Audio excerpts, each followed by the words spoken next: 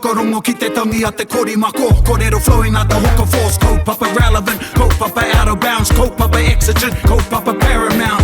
Nā kona whakapiri mai ki te kaupapa tino whakahira hira whakarongo pi kari kari mai. Hare hare mai, o Taringa hare hare mai. We gotta gather up close everybody.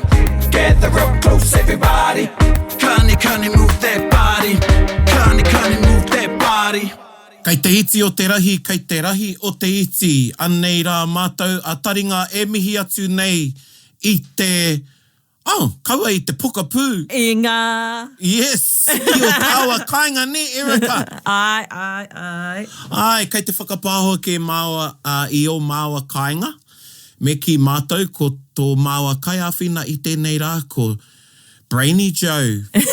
Brainy Joe. Yes, he's in the background. Ka rea mōke nei ko nei te rānei, no reira ko māua ko Erica and e whakaro aroha ana ki tō māua hoa kia te puaheiri i tēnei wā, tēnā koe tai. Ana. Pewhi ana o piropiro tuhine? Oh, yeah. E ora pai ana ngā piropiro. E hikaka ana hau mō tēnei Taringa i tēnei rā. Hea hai! Nā te mea, he tikanga ho kei te haere. Tikanga ho.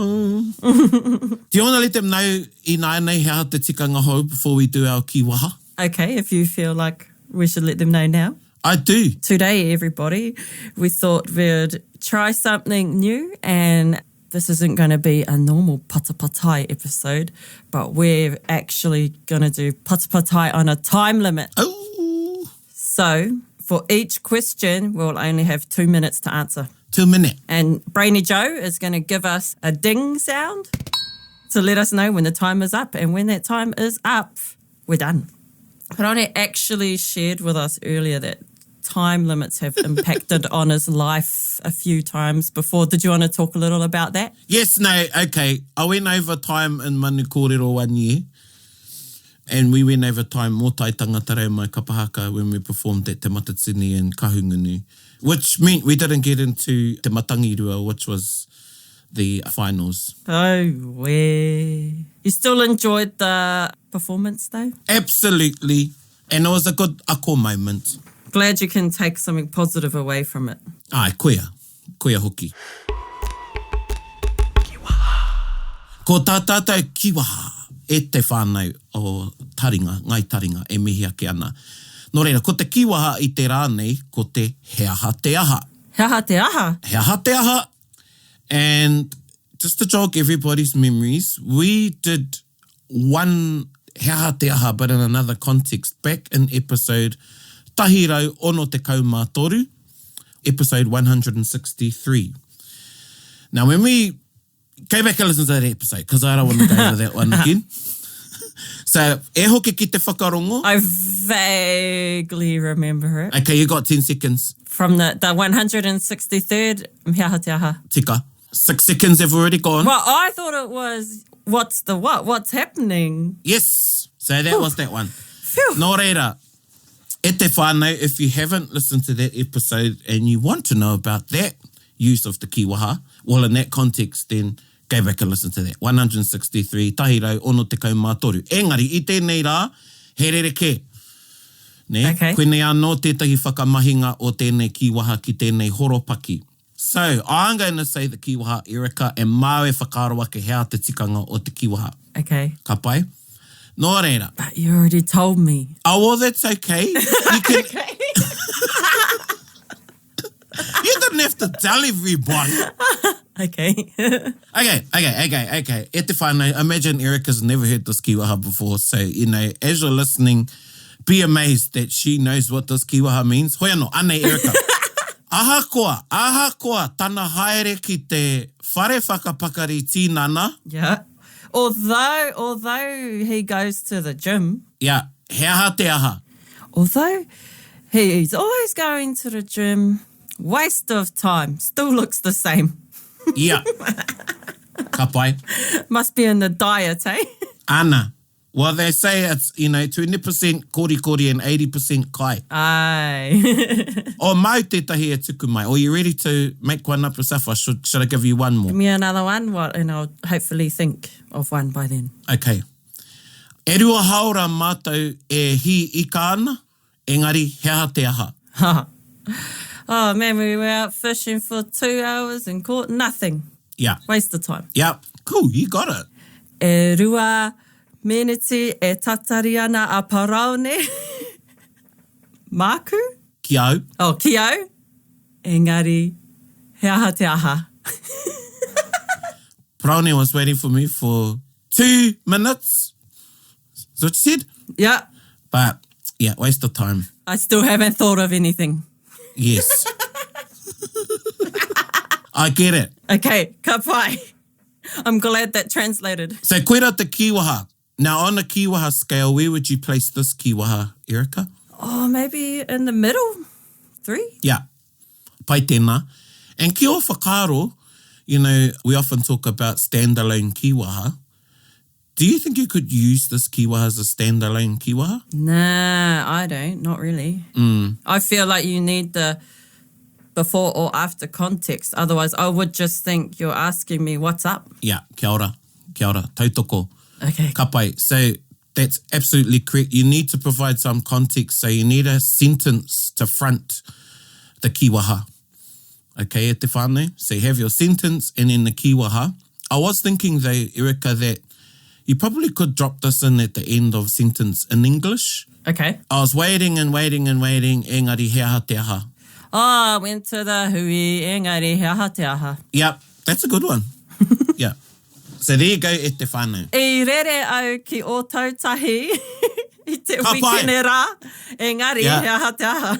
Yeah, that's a good example. True story, true story. So koera te kiwaha e te whānau, he aha te aha. Waste of time, to no avail, nothing came of it. Oh, to no avail, that's a nicer way of saying waste of time. Ka pai.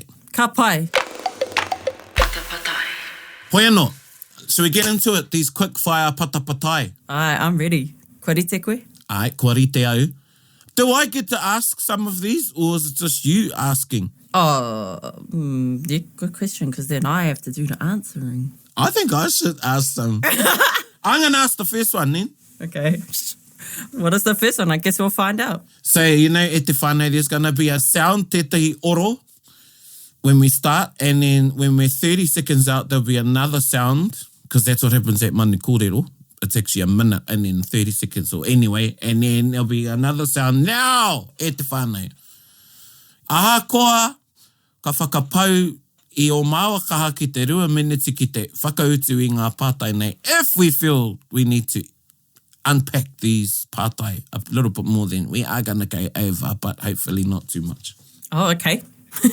Okay, anei te pātai tuatahi. Here we go. Okay, anei Erica. Okay, this is a surprise question. I don't know what he's going to ask. How do I mihi to maunga when driving past or walking around? Okay. I would assume it's actually quite simple. Well, you can make it simple.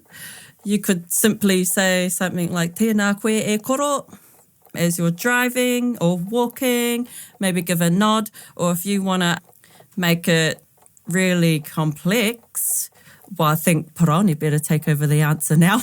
No, I don't want to. Come on. Māku koe e awhina. Nei, e tautoko ana, that's exactly what I would say, Erica. Koina aku kōrero, tēnā koe koro. If I knew it was tētahi maunga wahine, I would say tēnā koe kui. You know, if I was passing pihanga, for instance, and I know that maunga is I would say tēnā koe kui. Sometimes in the car, I would beep and then just say tēnā koe koro. Oh, okay. Or you might want to do a karanga. Ah, yes. Good point. So if you're wahine and you're that way inclined, Yes. karanga atu Or pau. or pao. Cool. Well, just because we got a few seconds left, just unpacking karanga. You know, you would learn to do a karanga to maunga and other wāhi tapu too. So, you know, karanga isn't restricted to the marae and gatherings. Hoi anō.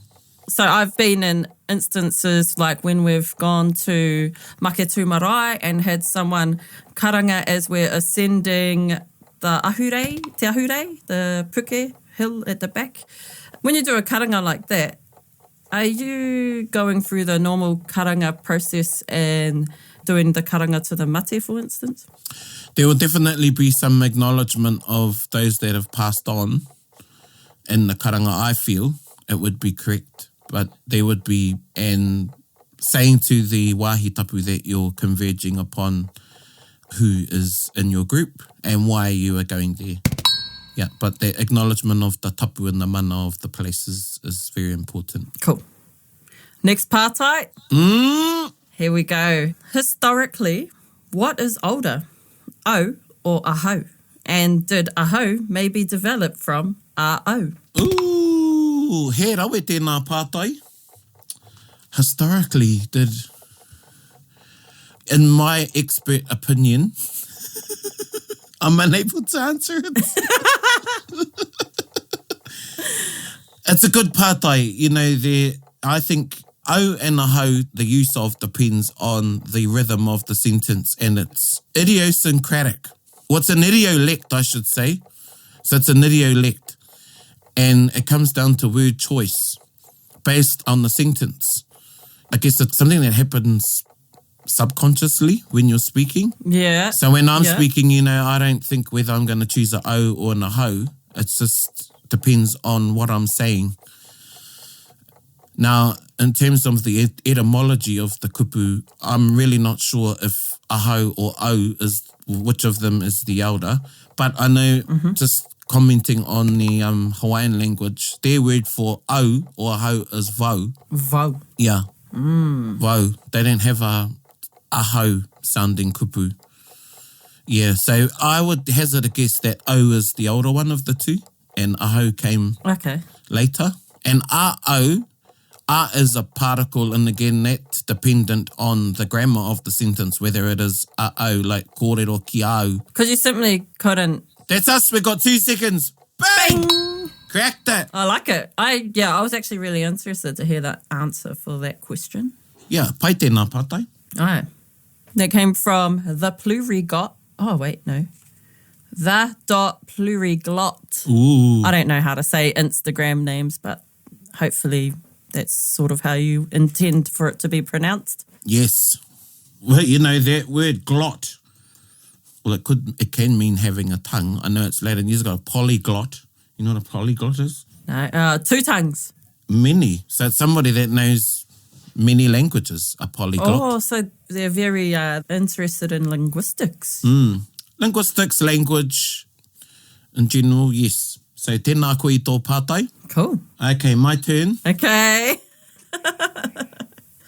I'm sure people would rather hear you answer them. No, I think this is a really good pātai for you. Okay. He rawe tēnei pātai. Okay, Erica. Kore te koe? Aight. How do you remember vocabulary words? Ka pai, I'm probably the worst person to ask. He ngaro makere. That's me. But I guess vocabulary words, I'm more likely to remember words that sound interesting. Wow. Yeah, that have a cool ring to them. But I've sort of had this conversation with a good friend of mine, and she's like hard out into whakapapa. So I guess when she's learning te reo Māori, the things that stick out to her is anything to do with whakapapa. So I guess you just need to find what you're interested in. That could be through waiata. Maybe you're just interested in colours. But yeah, and I'm also more likely to remember words that I find the deeper meaning behind. Ka pai. What about you, Paraone? You need to practice. Yeah. Yeah, put some time into building your word lists. A good start, though, is if you're interested in words that sound interesting. So perhaps learning in particular contexts, so maybe words for the gym. And kupu that you're going to use, make it practical. It's no use learning a whole lot of words you're not going to use in any language, I believe. Exactly, yeah. But you need to put some practice in, whether it's with flashcards. There's some cool apps out there that you can use. Quizlet, practice with a friend. That's good flashcards one. Practice with one of your whānau. Label things, but take the labels off after you've learned the words. So maybe only 10 words a week. Stick them around your whare, and when you've learnt them, take them off. There you go. Bang! 2 minutes. Bang! Boom! Woo! Patapatai. You know, a kupu that I've actually remembered quite well, I think, was mā taratara. Nice. So I've been able to use it a lot recently, but also I just like words that double. Yeah, waka topa topa. Yeah. Oh, reke reke. I don't know, I like double words. Anyway, next question. Yes. Okay, this is probably a curly one. When the two pāpaku leave the marae, why do the mattresses have to be connected? I think this means when the tūpāpaku kāwhena coffin leaves that the mattress is carried with the coffin. I think that's what this pātai means. So it's the connection that the tūpāpaku has, well, the tapu in terms of death, and the connection of the tūpāpaku to the mattress upon which it was laying. Tikanga is sort of, because we have this tikanga around death, and we've talked about this on Taringa about traditionally sometimes things were burnt, people's homes, Clothes. and you know, back in when I was little, there was a lot of burying of mattresses. Oh, wow. But because of our whakaaro te papa tuanuku and looking after the whenua and things like that, you don't see it too often now with the mattress being buried. And also whānau didn't want the mattress in the whare if they died on the mattress.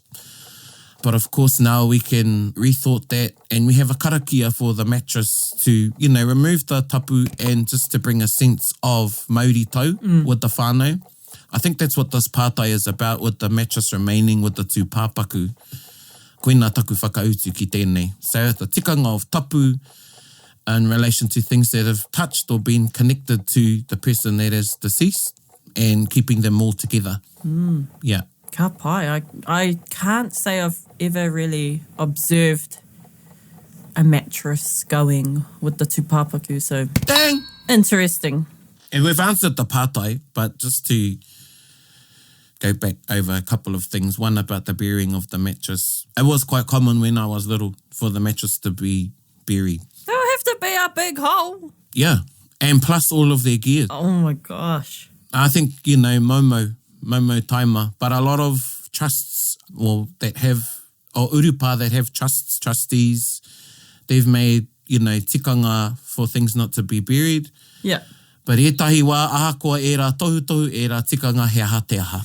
Yeah. People still bury mattresses and clothes and things like that. Yeah, I get it. I definitely get it. But, you know, Yeah. pipiri kia papatuanuku. Ana. I just wanted to share a little bit of info. I've actually got an uncle who made his own tomb before he passed away. And Wow. yeah, it's on his property. And he is in there in his tomb, and so is like some of his artwork and his motorbikes and it's just stuff that was dear to him. Well, the Egyptians did it, right? Yeah, hara. I roto i te ao Māori, there are kōrero of that happening as well. Really? With other people being buried with the tūpāpaku of the ariki. Wow. Or interred, I should say, because traditionally we didn't bury. Oh, wow. Just like the terracotta soldiers. Ana.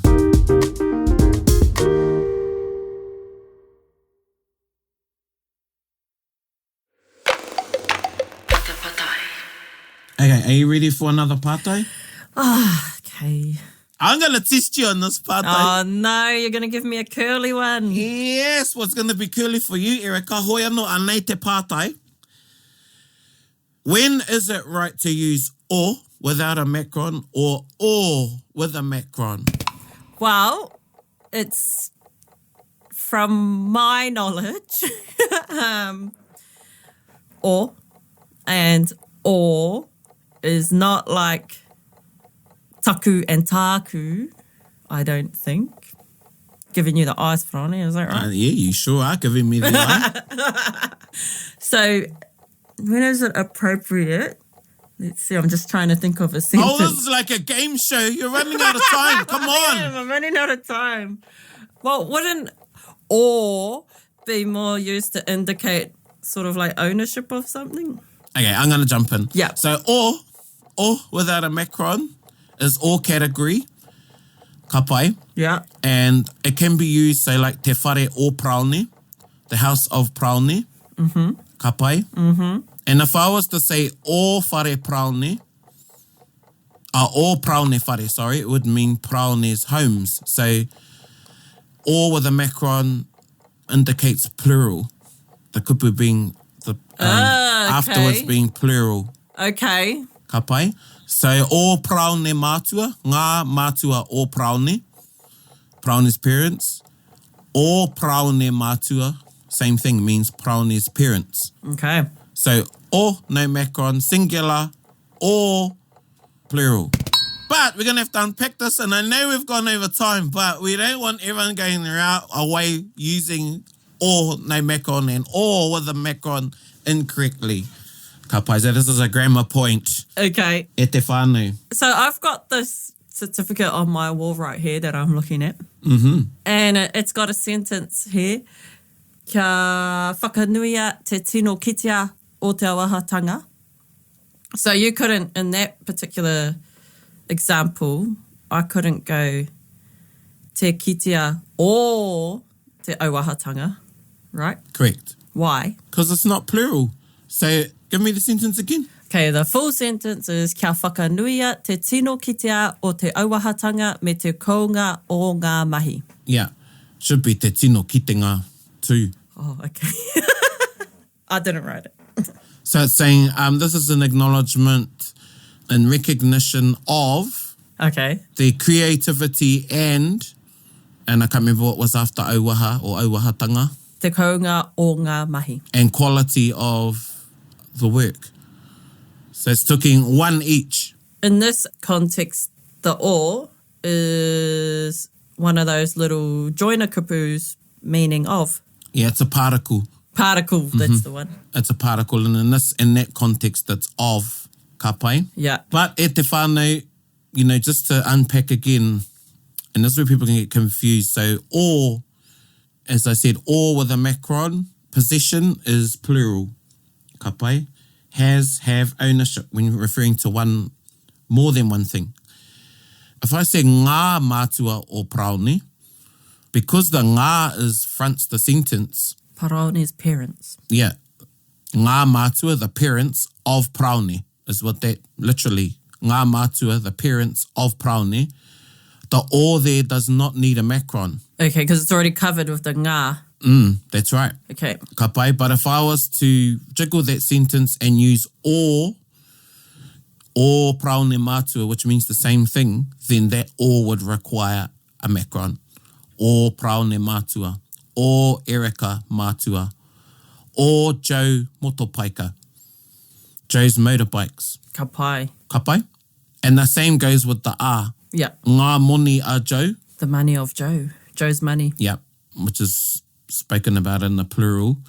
And Joe moni. a Joe moni.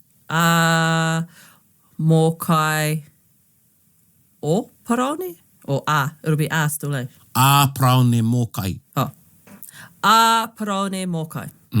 Ka pai? Ngā mokai Paraone. Koina. Okay. And that might be a mind-blowing moment for some of you that haven't learnt that sentence structure yet, with using the a and the or at the front of a sentence about possession. Ka pai. But if I was to change the pronoun, it might sound a bit more, you might be a bit more familiar. O rātou mātua. Oh, yeah. A rātou tamariki. Substituting or changing the pronoun for somebody's name. Yeah. A praone tamariki. Paraone's children. Ka pai. Ka pai. We went a little bit, well, we didn't go over, we had to unpick that one a bit more. Yeah, because that was a grammar one. That stuff is always over my head. Okay, here we go. Some waiata have kupu hāngu after me. Is this a hapa or is it double emphasis of some sort? He hapa. Yeah, no, there's no double emphasis using the passive after me. And that's one of the rules. We don't use a passive after the te kupu me. Ka pai, say that is a hapa. Hapa, he hapa. Listen to the rules, everybody. Yeah. So we've answered it. I'm just letting our timer know we've actually answered it. On rerenga hāngu, sometimes like I've heard people go to like kua mahia kētia with like double hāngu words. How does that work? Is that double emphasis? It's a pattern that passive kupu will follow, and we've got the kupu there, ke, which is also a paraku, or in this case a pūmuri. And after the verb, so mahi is the verb, ke being the paraku, meaning rather or actually in this context of actually it's been completed or it's been done. Kua mahi a ketia. So mahi takes the ending mahia and ketia. And ke takes the ending ketia. Sometimes you will hear kehia as well. But usually the tail on the passive matches the tail of the first kupu. Most of the time. Ka pai. So mahi a ketia. So you could only do those double hangus if the second one is a pūmuri type of kupu. Is that right or no? Yes. Okay, ka pai. Kua kite anō tia, kua mahi a ketia. Oh, he hano e tehi. Yeah. Tōnu tia. Yeah, tonu tia, ka pai. Yeah. E kōrero tia tonu tia ana tērā. Okay. Still talking about it. Yes. All right, here we go.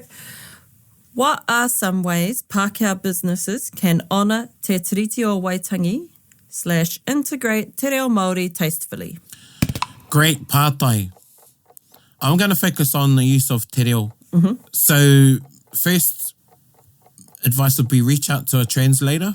If not a translator, somebody that is a high-level language speaker of te reo Māori and has had some experience translating. Or somebody that can guide you, put you in touch with a translator. The other thing too to be mindful of is the iwi that your shop is going to be, because, you know, we have different words in different iwi. Yes. So don't just get any old, well, not any old translator, but maybe look for a translator that's iwi specific, because there may be kupu in your business or wherever it is that are iwi-centric kupu for you to use, and that'll be tasteful. And sometimes too, the person giving the word advice isn't best prepared to give you tikanga advice. So there's a couple of things that you need to sort of be mindful of. One, the correct translation of a kupu, using the right translator and context, and is it culturally appropriate? Ka pai?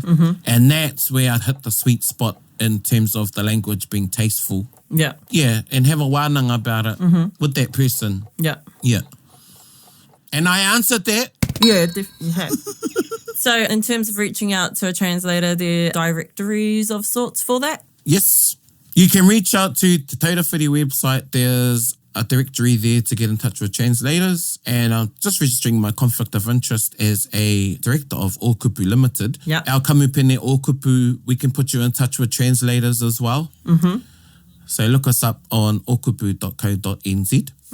And as I said, I'm registering my conflict of interest there.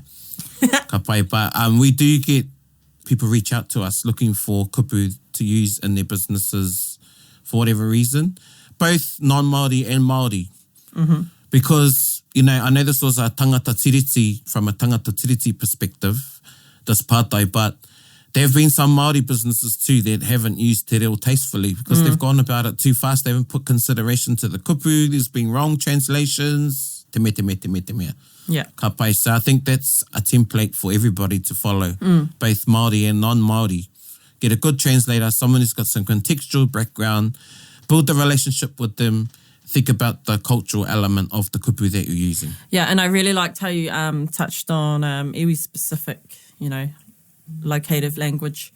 In Whakatane, actually, at one of our main supermarkets, the exits have te reo titles, I guess. So they've gone for a tūhoi dialect, and they've actually spelt it without the G's. What do you think of that? Like, because I know they dropped the G's, but technically, wouldn't you still spell it with the G? Well, firstly, I'm surprised that they've gone for tūhoi dialect in Ngāti Awa. In Whakatane. And secondly, this is my opinion, that it should still be spelt with the G. I thought so too. Yeah. Won't name names, but it's pretty obvious when you go there. Yeah, it would be absolutely obvious. It would be like using another dialect in another iwi. Well, it is. It is using another dialect in another iwi. So that's very interesting. See, I know that Countdown have been making an effort to use te reo. Oh, yes. I've seen it A lot there. of in their hoko maha. We've done some mahi with them as well. I gave a name to a few fish species that didn't have kupu Māori, ingoa Māori. Ah, cool. One that always annoys me on fish species is terakihi. Yeah, well, that's pronunciation. And a lot of the time people have heard it pronounced incorrectly their whole life. Oh, no, but I see it spelt like that. T-E-R-A. Tarakihi is the right word, but I think what's happened is terakihi has been normalised in our language. So it's wrong. It is wrong, but you hear terakihi. Okay, I'm going to stay to tarakihi. Ka pai. And while we're on tarakihi, e te whānau, and I think we did pretty well there, Erica, kia huri ki te waiata o te wiki. Aye. And tarakihi got me thinking about the kai that went into your hautapu last week for Matariki. So yeah, we're still celebrating. Yeah. Our National Day, Matariki, and if you had a hautapu, congratulations. If it was your first one, ngā mihi nui kia koe, kia koutou. Good on you. And in your hautapu, you would have had something for Waiti. Waiti, Waita. Waita, Tupu anuku. Tupu Anuku, and Tupu Arangi. Aye. And for Waita, possibly you would have had a tarakihi in there. So, I runga i tērā, ana i te waiata o te wiki nā Macy Rika. Ko te waiata nei ko Hautapu, and it's from her album Ngā Mata o Te Ariki Tāwhiri Mātea. Whakarongo mai. Whakarongo mai.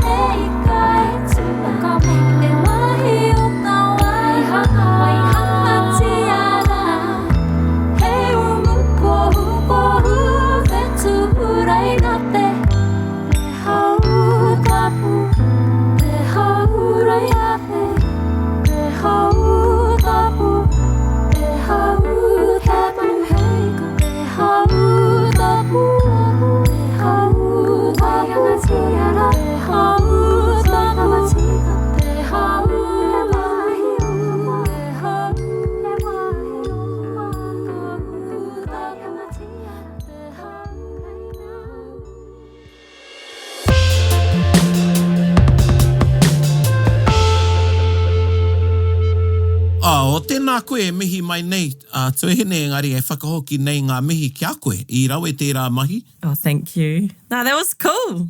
Yeah, we'll see when how quickfire Patapatai goes when we add te puaheiri back into the mix. Yeah. Engari, I runga I o mihi ki au, ko a tāua mihi hoki ki a Macy me tana waiata rekarawa atu.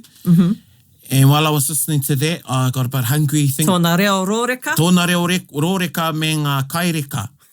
o te umukou whetu, mo te hautapu. Yes, I'm getting a bit hungry now. Yeah, me too. Hoi anō, e mihi ake ana. And I enjoyed the pātai, and e mihi ana kia koutou katoa I tuku mai a koutou pātai.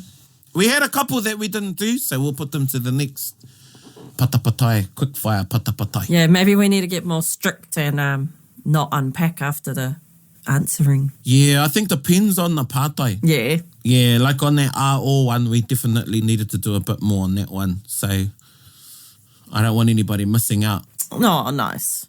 See, Paraone cares. He doesn't want you to miss out e te whānau. Yeah, and I know people, they hear things on Taringa. I know this for a fact. And they'll say, well, I heard this. And if they miss out any part, they're going to blame it on me, on us. Nō reira. E mihi ake ana kia koutou e te whānau o Taringa.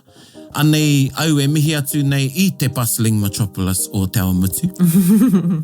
And Erica from the comfort of her home. And anei au I mihi atu I te... It's not a foggy haven today. It's a bit of a stormy mess. Of Hamilton. Ai, en katahi anō a whaitiri mā takataka ka tai mai ki konei. Mā takataka, that's a cool word. Ki Te Awamutu nei. E mihi atu ana Taringa ki a koutou I raro I ngā manaakitanga a te wānanga o te aroa me te tautoko a te māngai pāho me irirangi te motu. Tēnā rā koutou katoa. Hei kona. Hei kona! Bit whakaronga pi kari kari. Gather up close everybody buddy. Taringa, taringa, taringa. Yeah, tahuri mai ki o. Whakarongo ki te tangi a te korimako. Korero flowing at the hook of force. Kaupapa relevant, kaupapa out of bounds. Kaupapa exigent, kaupapa paramount. Nā kona whakapiri mai ki te. Kaupapa tino whakahira hira. Whakarongo pi kari kari mai. Hare hare mai, o Taringa hare hare mai. We gotta gather up close everybody. Gather up close everybody. Kani kani move that body. Kani kani move that body. Taringa, he mea tuku nā te wānanga o Aotearoa, ā, nā te māngai pāho me irirangi te motu I tautoko. To listen to more episodes, search for us on your podcast app and subscribe, or follow us on Instagram and Facebook. Taringa, whakarongo mai.